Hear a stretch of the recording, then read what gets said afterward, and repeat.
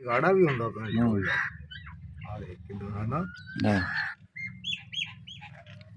ਅੱਛਾ ਇੱਕ ਆ ਜੀ ਜਦੋਂ ਗਰਮੀਆਂ ਦੇ ਵਿੱਚ ਬਾਬਾ ਗੁਲਾਮ ਫਰੀਦ ਦੱਸਦਾ ਮੈਨੂੰ, ਕਹਿੰਦਾ ਅਸੀਂ ਸ਼ਾਇਦ ਚੋ ਕੇ ਜਦੋਂ ਇੱਕ ਵਾਰੀ ਇਹਨੂੰ ਦੁਬਾਰਾ ਜਾਣੀ ਕਿ ਗਰਮੀਆਂ ਦੇ ਵਿੱਚ ਦੁਬਾਰਾ ਇਹਨੂੰ ਗਰਮ ਕਰੋ, ਇਹਨੇ ਗਰਮੀਆਂ ਦੇ ਵਿੱਚ ਇਹਨੂੰ ਤੱਤਾ ਨਾ ਕਰੋ, ਉੱਦਾਂ ਹੀ ਰੱਖ ਲਓ।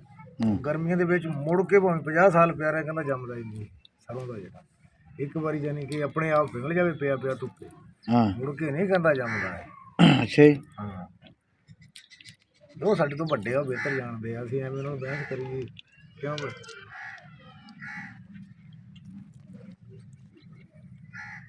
ਮਾਸ਼ਾਅੱਲਾ ਜੀ ਮਾਸ਼ਾਅੱਲਾ, ਕਿੱਡੀ ਛੱਲੀ ਹੈ ਇਹਦੇ ਚ? ਇੱਕ ਛੱਲੀ ਚ ਕਿੰਨਾ ਹੋਣਾ ਤਕਰੀਬਨ? ਇਹ ਹੋਣਾ 3 ਕਿਲੋ। ਅੱਛਾ ਜੀ। ਹਾਂ ਮਾਸ਼ਾਅੱਲਾ ਜੀ ਮਾਸ਼ਾਅੱਲਾ।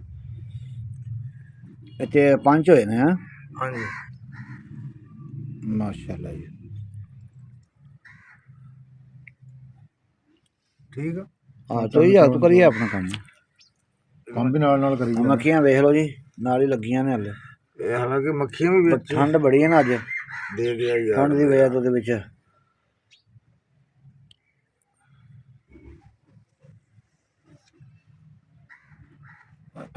ਲੱਗਣ ਮੈਂ ਕਿਹਾ ਸੀ ਪੁੱਤ ਮੱਖੀਆਂ ਸਾਰੀਆਂ ਕੱਢਤੀਆਂ, ਕਹਿੰਦਾ ਹਾਂ। ਮੈਂ ਕਿਹਾ ਚਲੋ ਅੱਧਾ ਕਿਲੋ ਨਾ ਇਹਨੂੰ ਪਾ ਦੀ, ਬਾਕੀ ਬਾਕੀ ਰੱਖ ਹਾਂ ਅੱਧਾ ਕਿਲੋ ਇਹਨੂੰ ਪਾ ਦੀ, ਬਾਕੀ ਰੱਖ ਦੀ। ਕਿਉਂ? ਆਹ ਛਾਪਰ ਦੇ ਬਹੁਤ ਦਿਨ ਦੇ ਕੋਲ ਲੈਂਦੇ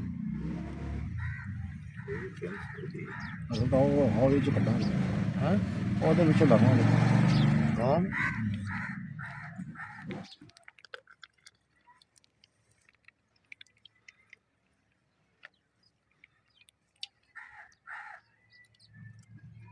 ਇਹ ਸਾਨੂੰ ਭਾਈ ਸ਼ਾਮੀ ਲੱਭਿਆ।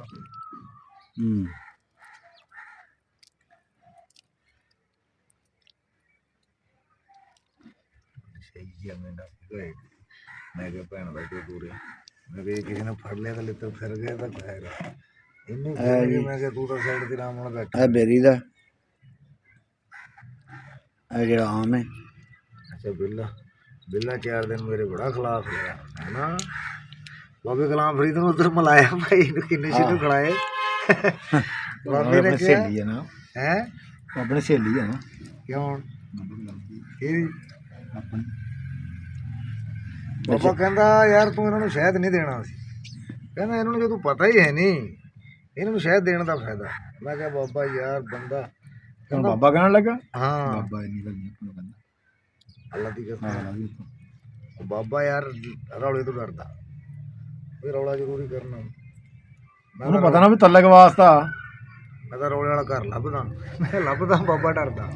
ਇੱਥੇ ਵੀ ਰੌਲਾ ਥੋੜਾ ਜਿਹਾ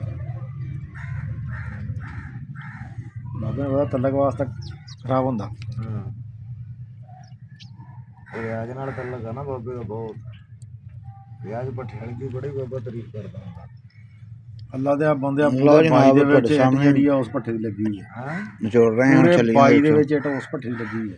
ਛੱਡ ਗਿਆ ਧੋਖਾ ਫਰੇਬੜੀ ਕੋਈ ਗੱਲ ਨਹੀਂ ਆ। ਠੇਕੇ ਦਿੱਤਾ ਜਿਸ ਭਾਈ ਨੂੰ ਚਾਹੀਦਾ ਹੋਵੇ ਉਹ ਰਾਬਤਾ ਕਰ ਸਕਦਾ।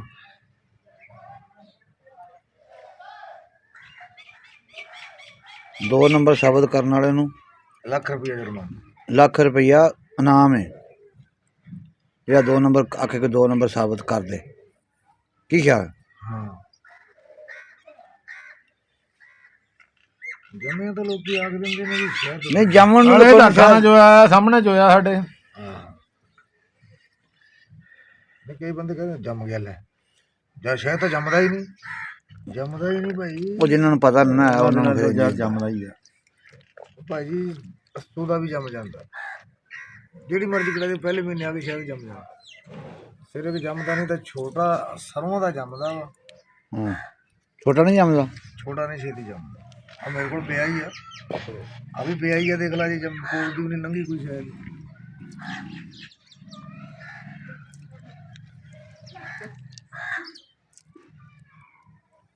ਇੱਕ ਦਿਨ ਮੈਂ ਅੱਗੇ ਲਿਆਂਦਾ ਲਾ ਕੇ ਮੇਰੇ ਕੋਲ ਘਰ ਆ ਕੇ ਸ਼ਾਇਦ ਜੰਮ ਗਿਆ। ਮੈਂ ਤਾਂ ਇਹ ਵੀ ਨਿਚੋੜਨਾ ਹਾਲੇ, ਇਹ ਹੁਣ ਨਿਚੋੜ ਰਹੇ ਆ।